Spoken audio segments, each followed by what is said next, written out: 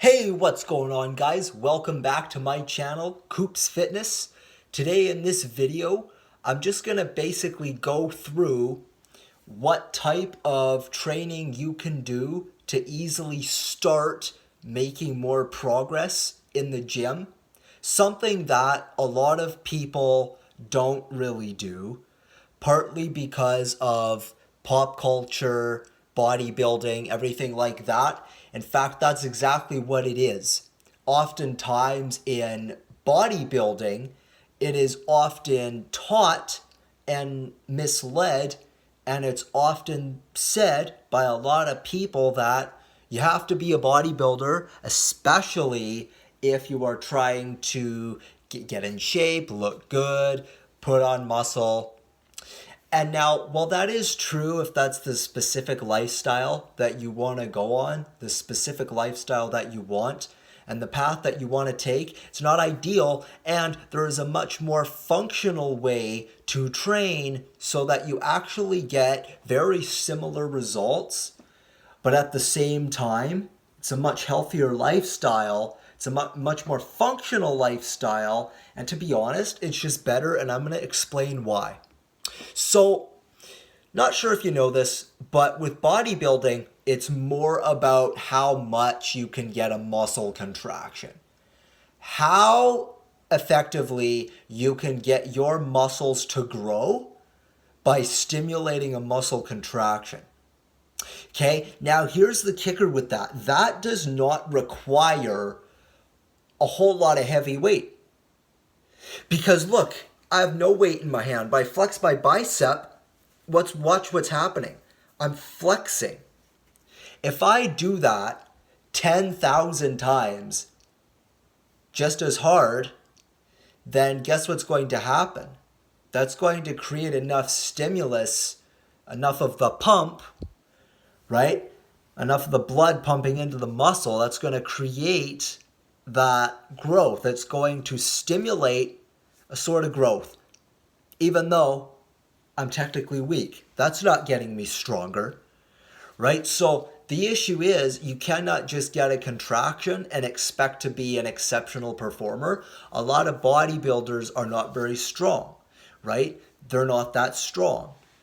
You don't have to necessarily make it to like a 115 or a 145 or even a 225. Like you don't have to make it to those big numbers. You don't have to make it to 225 bench. You don't have to make it to even a 200 bench. You don't have to make it to weighted pull-ups. You're never going to have to be able to deadlift a whole lot. You're never going to have to be able to, you don't have to stress those functional movements, those functional movement patterns, like the squats and deadlifts, and lat pull downs and pull ups and presses, overhead presses, right? Like, you don't have to really master what's important, those big compound lifts. Now, you do, but you don't, just in a different way.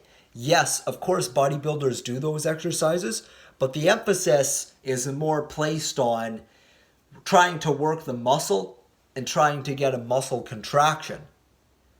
Not trying to lift the weights, not trying to master the movements, not trying to actually perform the patterns, develop that muscle memory so that you're better next time. It's just all about whatever it takes to get that muscle contraction, which is also partly why plenty of bodybuilders, they get away with lifting, like I said, lighter weight. Bodybuilders are often weaker than strength athletes or power lifters or functional athletes that train for strength. For those reasons, they're not as strong. You don't have to lift as heavy to get a contraction for your muscles to grow. You just have to program it for 8 to 12 reps for 3 sets. And yes, you apply a little bit of progressive overload. You do add weight, but a lot of times bodybuilders get to the point where they're strong enough, they're jacked enough that they can just squeeze at the top, they can just work the muscle, and it keeps it either grows a little bit more or they just maintain it and they don't actually aim to get any bigger. They don't get any stronger. Now, Here's what I would like to do instead.